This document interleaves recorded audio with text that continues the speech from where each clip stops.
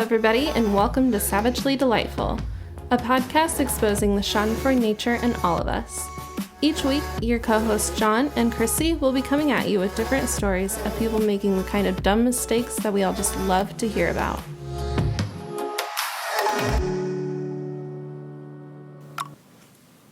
What's up, everyone, and welcome back to Savagely Delightful. Welcome back, everybody. Episode 24. Yep. Thank you for joining us again. Yep. My name's John. And I'm Christy. And we're going to knock your socks off with our stories. Yes. I have my last story is a really good one. I got some... Sorry, I take that back. I have a lot of good ones. It's a good episode. You pumped for them? Yeah. All right. Mine's kind of shorter, but they're still good. Short and sweet. Okay. Well, updates-wise, you got anything for us? Just started class this week. Getting that summer semester done. That's about it. Getting shit popping. Yeah. I'll have my associates by this fall. Whoop whoop. Right? Working full-time and going to school almost full-time is so much fun. Yeah. But we're here so people aren't stressed out and they can have their laughs. Yeah. For another update, we recently got some new, sound acoustic equipment that I'm working on getting installed, so hopefully our next episode will sound noticeably better. Yeah. Fingers crossed. Yeah. I still don't really know what I'm doing, so no promises, but I'm doing my best. That's all I can say. Slowly but surely getting some nice studio equipment going. Yeah, so progress, not perfection. That's all we offer here. Yeah, we're working on the acoustics instead of not sitting on the floor. Yeah. It's all about you guys. Yeah, it's we're fine. here for your guys' quality, not for our pleasure. Right? But you ready for my first story? I am. All right. So this was submitted by Where Did My Balls Go? What a question. All right. I think that's a personal question. He writes, today I had to do a very simple, practical experiment in my physics class. You drop a ping pong ball at a certain distance and time it with a stopwatch. Repeat trials with different heights and use this to find air resistance, etc., etc. Air resistance. Okay. Yeah. I was wondering what they were testing for. Yep. Gotcha. Yeah, we did a bunch of stuff like that in my physics class. It was a lot of fun. We all had to get put into groups of 3 and we're standing... Sorry, I just realized I can see you very well from this angle. I'm just trying to quietly drink my drink. You're looking like a creep. You're just popping out to the side. How you doing? Hey-o. So he writes, we all get put into groups of 3 and we're standing around all of the different lab benches with the stuff that we need for our experiment. Ping pong ball, stopwatch, a crucially heavy 1 meter long wooden ruler that is broken at one end and had a pointy tip. My friend, who is standing on the other side of the lab bench, asks me to pass him the ruler. I flicked it hard across the bench, planning for it to end up about 40 centimeters to the side. Instead, the end of it hits the edge of the sink on the lab bench and changes direction. Excuse me. My friend is slightly shorter than me, and as a result, his crotch is in line with the top of the lab bench. Oh, the God. Pointy front end of the ruler impacts him directly in the nuts, and he falls to the ground in pain and begins vigorously and loudly swearing at me. Oh, my God. My physics teacher was unfortunately passing us by at the exact moment, and my friend's loud swearing causes her to think that I've mortally injured him. After she found out what happened, we had to stop our experiment, sit down, and watch the most boring 20-minute video on risk assessment in a science lab before writing a risk assessment.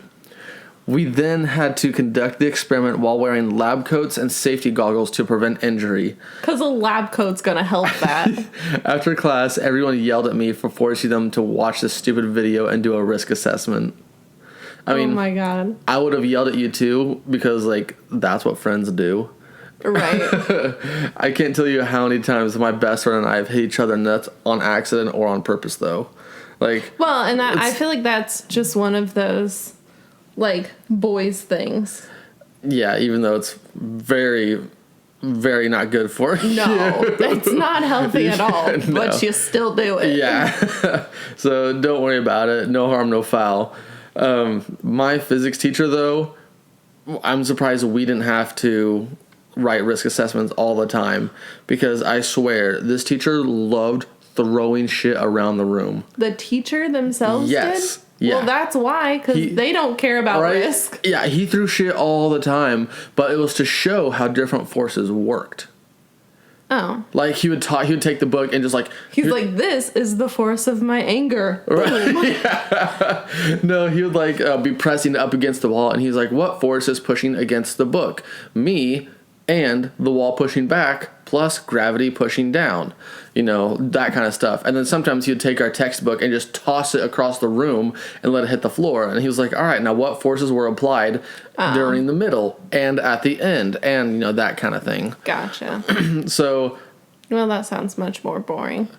I mean, it was very interesting. I know. I'm just surprised it's educational. It's not fun. I mean, I'm surprised that none of us got hurt. Yeah, I don't know. But you're all good. Your friend will be fine. Right. Okay, you ready for my first story? I am. Okay. This one is from an anonymous source. Okay. And he writes, so last night I was laying with my pups and kissing them goodnight when my black lab mix rolled over for her nightly belly rub. Aw. She's almost 9 and the sweetest, most well-behaved and docile dog. So, after a good rubbins of the bellies, I laid my head on her chest, and here's where I fucked up. She rolled over so that her armpit went right into my face, which is one of the only parts of her body with bare skin, not covered in thick black hair. Yeah. So I thought it would be funny to give her a little raspberry since she was being a little dingus and shoving her pits in my face. About 0.2 seconds after I blew and her skin rippled with a fart sound, she freaked out. She growled and snapped at me, which she has never done anything like that before, and jumped out of her bed into the far corner of my room as fast as she could, hiding behind my girlfriend. Aww. At first, I was afraid that I hurt her somehow, but when I tried to check her out, she bolted away from me again. Had my girlfriend check her out, totally fine. I step towards her and she bolts and hides. I finally realized that we've never done that to her and she's never felt that sensation before, and I scared the shit out of her. It took about 20 minutes of me apologizing and coaxing her with treats for her to let me pet her again and say goodnight. This morning, she kept looking at me out of the corner of her eye like she's suspicious of me. Like, that poor baby. I mean, she had no idea what you just made her little body do. Yeah.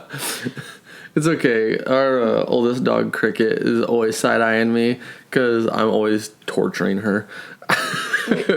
We say torturing. It is not torture. It's not like, no, I'm not like cutting her or anything like that. No, it's trying to put a cup on her head. One time I put a cup on her head and she didn't like it. So now I chase her around the house with cups and she just hates it. And then she does. One time I took a Sun King box, like a 6-pack Sun King box, and I put it on her head, and she like had to shake it off. Empty box. Yeah, not a full one. Yeah. It was an empty box. And now anytime I have a box or a cup, I always chase her around the house with it. She hates it so much. I mean, her tail's wagging, and she's having a good time. Yeah. Poor baby. Now I have to blow on her armpit. But I could totally see that being so alarming, though, if in all of her 9 years, yeah, she has never felt that sensation before. And, like, even for, like, a human, that sensation on your body is so weird. Mm-hmm. So especially for a dog, like, they probably feel it more than what we do. Yeah, I'm surprised he didn't get bit or scratched. Yeah, well, I mean, yeah, for sure. And that happened to my sister Lauren when she was young.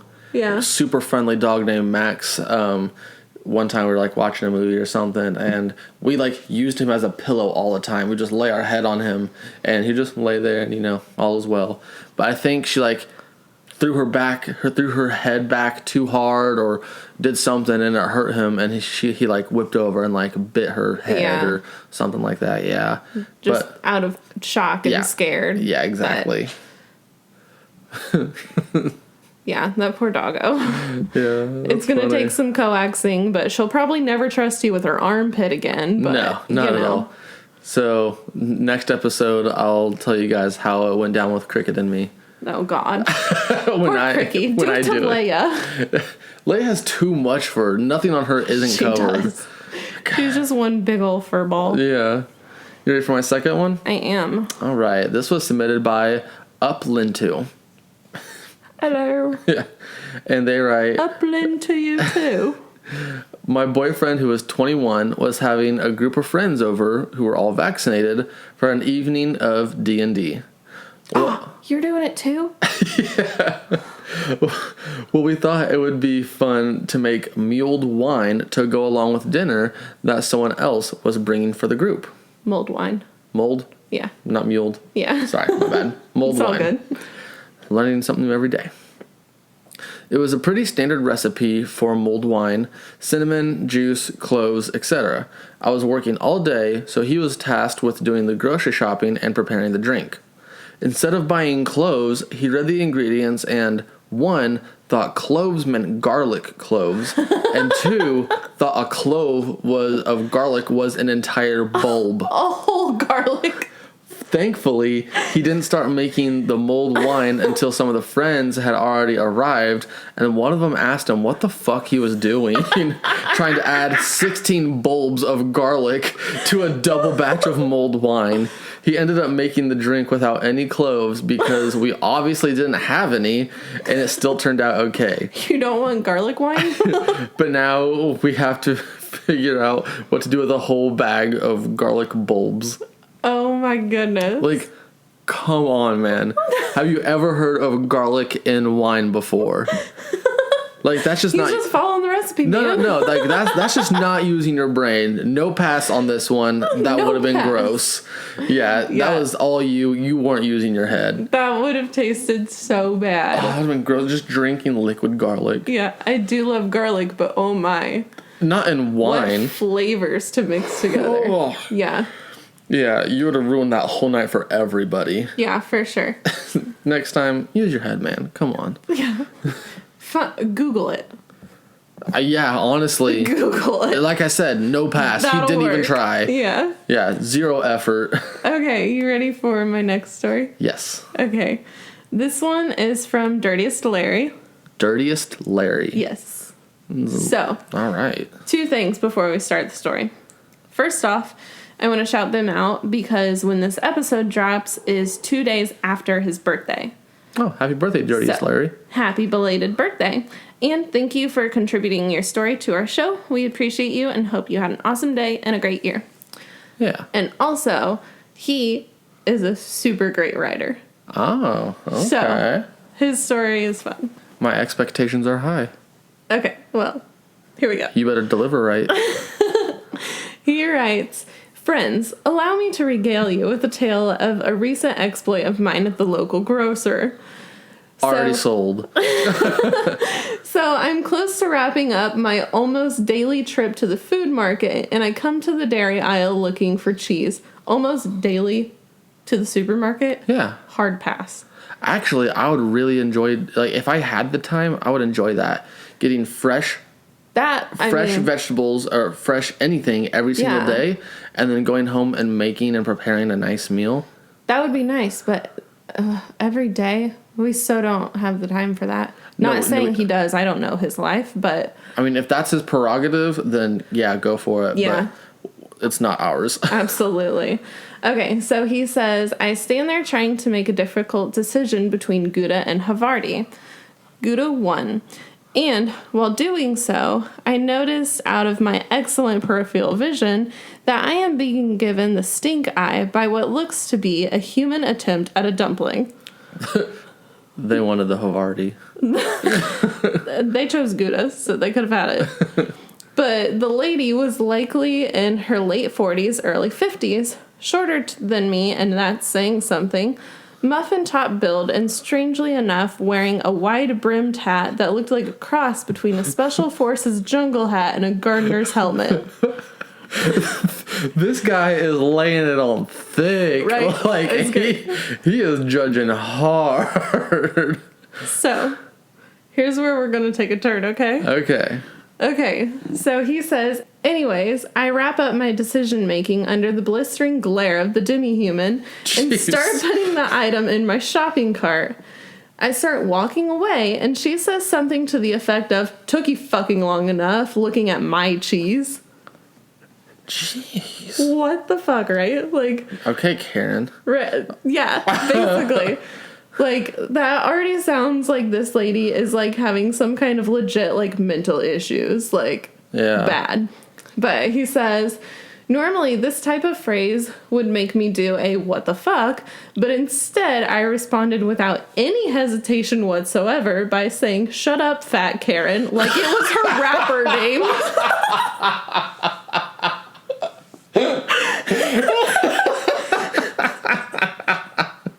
I have this image in my head of, like, no hesitation, just right? Shut up, fat Karen. Oh, man. I loved, too, Melted. like, it was her rapper name. Yeah. Shut up, little Dickie. Okay. He says, it was nonchalant as fuck, like instinctive. I get a few paces, and I hear what sounds like either a wailing banshee or a dying pterodactyl. I turn around, and the face that was mostly white had suddenly turned into a shade of plum. She didn't just see red, she was red. All of the mad. Most people at this point would have eyes the size of saucers, but not this old boy. My brain decided the best thing to do was belt out one of the loudest laughs of my entire life. Not 10 paces from the she-devil. This only sends her anger level from nuclear to orbital strike. She starts stalking towards me with what appears to be a jug of kefir, so I whip my shopping cart around to have something between us in a moment of supreme presence of mind. What the fuck's she gonna do? I start pacing backwards, slowly, as you do when a superior predator is eyeballing you. Don't move. It senses your fear. No swift movements. Yeah. This worked, almost. She kept pacing and finally stops, yells something indiscernible, and tries her best to rifle that kefir at me. She misses because she clearly has never played a day of any ball-related sport in her life. The kefir explodes against the adjacent ice cream cooler section as she stares for a moment, turns around, and walks back to her cart. I keep walking backwards until I get to the end of the aisle, turn the corner, and make haste to the checkout, having narrowly escaped with my life. Like, this lady sounds supremely psychotic. Oh, yeah, that guy's brutal. Either something really crazy happened to her that day, or she, like, actually has some kind of hormonal imbalance. Yeah, or self-entitlement. Yeah. She could just be a self-entitled white bitch. Yep. Karen, basically. Exactly. Yeah. But I've seen more and more of them pop up lately. Right? It's a great world we live in. Oh, it's phenomenal. Yeah. I would love to see something like that in person. Oh my God. I promise you. Can you imagine witnessing that? And then, like, you know that if anybody else was witnessing it, too, like, they'd have to be stifling their laughs because of how outrageous it is. And that would just enrage her even more. I wouldn't be able to. I'd start fucking cracking up. Oh, you would, for sure. Right in her face. I wouldn't give two shits. But, like, I just want to know what makes her...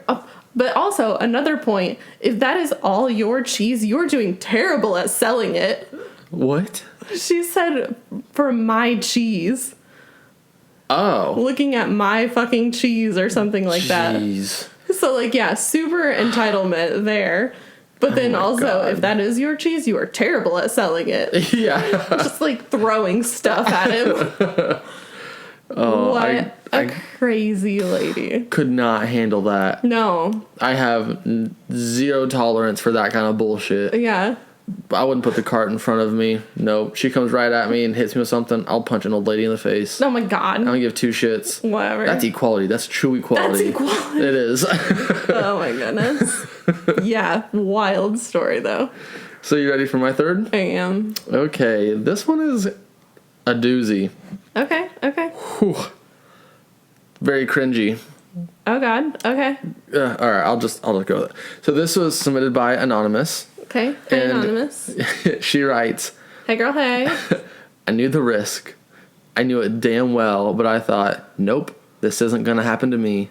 Oh, It'll be God. fine. Spoiler alert, it was not fine. I was going to say, you're on the show, so probably not. Yeah. She says, I wanted to be a great wife and wake my dearest husband with a blowjob. Ah. We talked about it in the past, and he expressed his interest in this loving way of being awoken from his deep slumber. And today, I woke up before him and decided to just do it. To my help, he was already hard before I started going at it and just started doing my thing when a strange taste started hitting my taste buds. Oh my God. I wondered what he had ate to make his cum taste so weird. When my mouth got filled with more and more, and I realized he didn't come in my mouth, he peed. Oh no. A lot. No. I started screaming, and my poor husband woke up confused with his dick out, urine all over him in the bed, and a screaming and crying wife who was running into the bathroom to throw up. Oh my God. 0 out of 10 would not recommend to use this method to wake someone up. Oh my God. Like, you tried to be the all-star, but that backfired so fucking hard. You poor so thing. Bad. Like, is that the kind of trick where, like, you put someone's hand in water and it makes them pee the bed, but, like, not their hand this time? Oh, I don't know. Right? I don't know. That's a good point. Like, is that why he peed? I don't. Well, or, I mean, another thing, too, could just be, like, if he already super had to pee. That's true. First thing you do when you wake up, you go piss. Yeah, exactly. So, like, she was just going at it. Like, yeah, you just wanted to do something nice, like A for effort, but F for the test. Yeah, you worked something out there, but wasn't what you expected. And now you have a free pass to, like, never do that again. Right. And you're like, nope, remember what happened last time? Yeah, be like, well, maybe if you wouldn't piss on me. Like, That's gross. like, I'm sorry, I'm not into that thing. Yeah.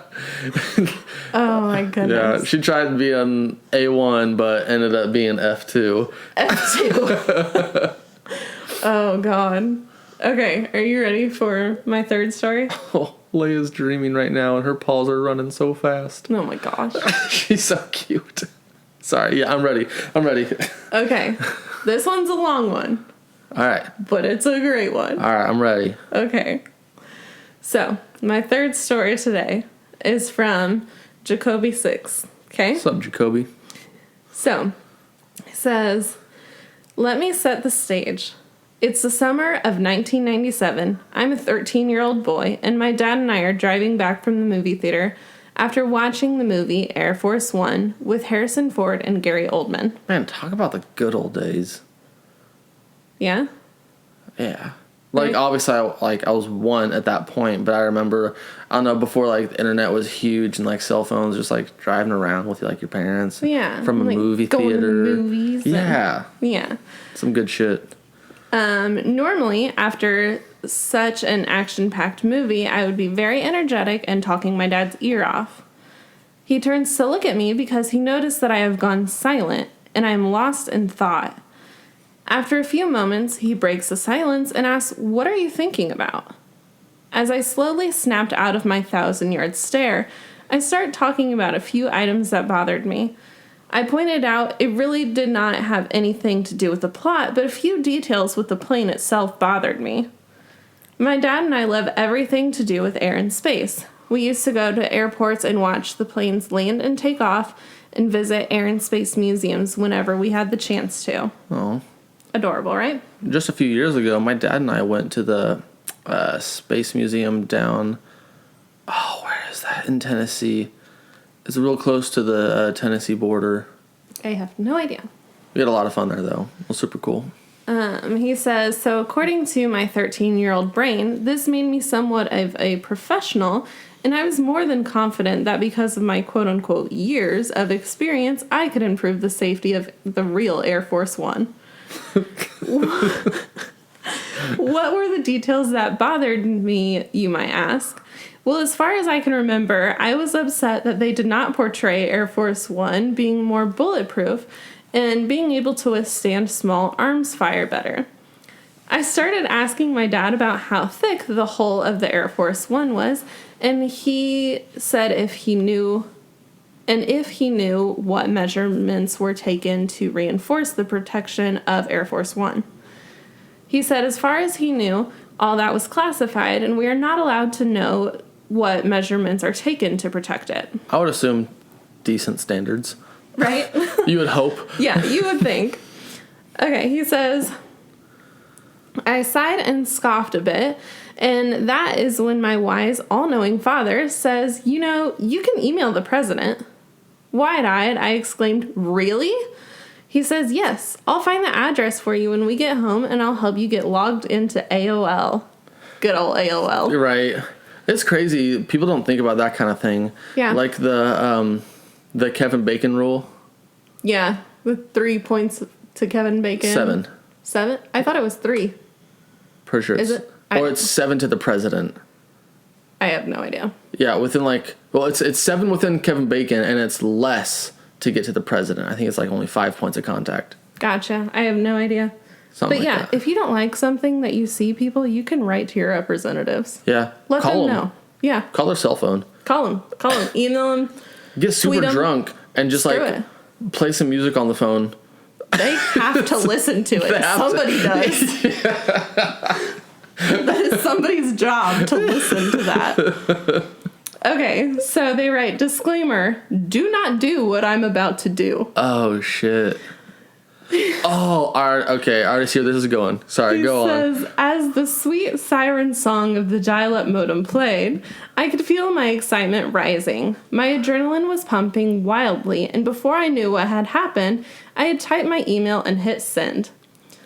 Fast forward 6-ish months later, sitting in class listening to my science teacher when my mother appears in the doorway of my class. In a very sweet tone, she says to my science teacher, hello, I'll be taking their name out of class. We have an emergency. The teacher nods. I grab my stuff and start following my mother down the hallway to the exit door. My mom is saying nothing and walking really fast. I'm doing my best to keep up, and as soon as I close the door to the van, she turns around to me in a tone I have never heard before and demands, what did you do? Stunned. I only asked the president for the specs of Air Force One. Stunned, blindsided and clueless. I honestly had no idea what she was talking about. I don't know what you're talking about. What did you do? She said again. Still stunned, I say, Mom, I don't know. I don't know what you're talking about. Still upset, but not yelling anymore. Did you write a letter to the president? Now, if this was a 90s style sitcom, you would hear a record scratch to a stop, and I'd break the fourth wall and look at the camera as I say, oh yeah. She says, the chief of my hometown police and a Secret Service agent are sitting in our living room right now. What did you do? I just sat there speechless. My mom tells me all the details of what happened, but honestly, I really do not remember because my head was spinning. All I remember was saying something about how she convinced them to allow her to go get me from school rather than them come get me. Pulling up to our house, and there are 2 unmarked blacked-out SUVs with government plates. So needless to say, I got a huge reality check very quickly. Walking into the house, I see 2 very large men in suits sitting at our dining room table. They stand and introduce themselves and motion me to sit with them at the table. I sit down and the Secret Service agent tells the chief of police that he was fine and that the chief is welcome to leave. Nope, stay. Right? I want to see all of this. Yeah. The chief passes behind my chair on his way out. He puts his hand on my shoulder, gives it a squeeze, and says, "Good luck." Good afternoon. I'm Agent Lee. I work for the United States Secret Service. Shows me his ID again and hands me his business card. I'm here today to talk to you about an email that you sent the president. I slowly nod. This 13-year-old kid. 13-year-olds, and he hands him a business card. What's he gonna fucking do with that? Seriously. He goes on to tell me more about his current position and his past posts, and how he protected a few different presidents, but is now working out of the local field office, checking all potential life threats against the president. Again, I slowly nod. Honestly, why would this 13-year-old give a fuck? Right? But he says, I was called out because of the email you sent, and it had been red flagged. The president will be coming into town in a few months, and I am part of the advanced team checking leads. Let me start by reading your email back to you, and then we can talk about why I'm here. Opening the folder that has been in front of him this whole time, I see several pages. The top page has my picture and information on it. Then he shuffles a few pages, and I see my email with lots of highlighting. Jeez. He slides the page out, folds it up, and starts reading. Dear Mr. President, I am well aware that Air Force One isn't bulletproof. And that's how you start. God. Okay. Let me contain myself. I am well aware. I've done my research. I'm coming for you. Okay. Dear Mr. President, I am well aware that Air Force One isn't bulletproof, and if someone were to get a lucky shot in, it could mean your life. What? Oh, God. He stops and looks at me and raises his eyebrows. Then he continues to read and pointing out a few more red flags. At this point, I knew I screwed up bad. I want this full email. I want to read this whole thing. So bad.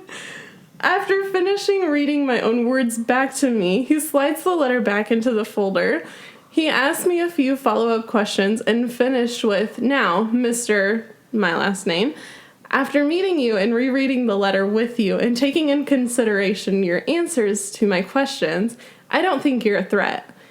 I also believe that your letter was written from a place of concern and not one of malice. But be warned, your file will be on record with Secret Service forever, and your file does not go away when you turn 18. Jeez. Lastly, if you ever email the president anything like this again, we will take federal action against you. Oh my God. He stands up, shakes my hand, thanks my mother, and starts to leave, but turns to me and says, you should keep this to yourself. No need giving yourself unwanted attention, as we're reading it on our podcast. Yeah. Now everyone knows, right? Or could know. But he says, after he leaves and my mom drives me back to school, I'm walking into the school during my lunch period, and I see my table full of friends. I run over to it and slap my hands down on the table to get everyone's attention and say very excitedly, you'll never believe what just happened to me. That Christmas, I received a Christmas card from the president. It thanked me for writing and how he loves to hear from his young constituents. My dad started laughing and with a smile said, you know why you got that Christmas card, don't you? I shook my head no. They wanted to remind you that they're watching. Yep. He says, to further remind me about my mistake, my parents had the business card and Christmas card professionally matted and framed and gifted it to me. Awesome. I still have it and hang it in every house I have lived in to this day. I would too. Right? Yep. How incredible is that story? That's dope. Right? But like, there's like no notes to that. Like, what do you even do? Yeah. Can you imagine the Secret Service coming for your 13-year-old kid? Yes, I actually could because it happened in our school. What? So I'm not gonna name names or anything. Yeah. But there was this girl who got, it wasn't the Secret Service, but it was the FBI, came to our school when I was in, I think, like sophomore or maybe junior year or something. Came to our school and picked this girl up and then took her into like the vehicle because she had tweeted at Michelle Obama. This is when Michelle Obama was like changing like the lunch menus and that kind of stuff, like the criteria. Yeah. She tweeted at her and telling her about how this lunch changes suck and this and that, and said something along the lines of like her getting harmed, Michelle Obama. Oh, well, yeah, you can't do that. Tweeted dumbass. at her saying that, and the FBI came and interrogated her at the high school. Oh my God. Yeah. Well, that's the thing with like stuff like Twitter nowadays too. It's too easy. I mean, I wouldn't say it's any easier than just emailing the president directly. But it's much more public. It is. And, I mean, before Dad suggested it, this 13-year-old would not have thought to reach out to the president via email. I mean, yeah. Versus Twitter, that's it's right there in your face. You don't think about emailing them. Nowadays you think about just like DMing them or just calling them out on like a post or something like that because they all have it. Exactly. Oh my God. How wild is that though? 1997. Bush was president, right? I have no idea, baby. Was that still Clinton era? Oh, it might have been. I think it was Clinton. Yeah. Imagine getting a card signed by Bill Clinton. He did not have relations with that woman. He did not have relations with this card. His young constituents. Yeah. Jeez. That's awesome, though. More people should write the president.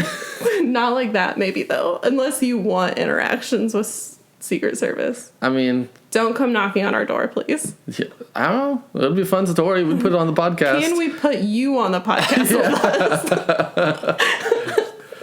Now like, hang on, let me get my microphone set up. Don't mind my tote. Yeah. We'll get a microphone for you. Just sit on the floor, Mr. President. Watch out, the dogs will lick you. Right? Oh my God. Yeah, so wild. Oh, excuse me, Bill Clinton. Oh my God.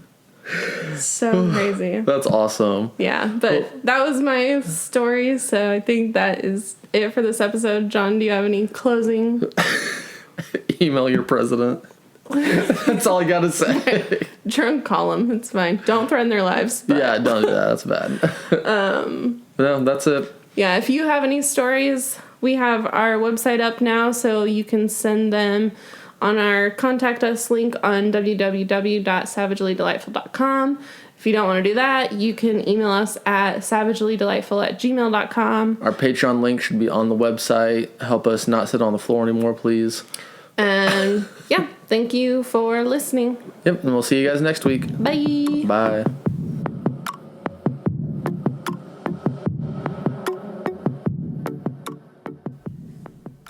So, you may have made a mistake today, but at least you didn't mess up as badly as the people we discussed.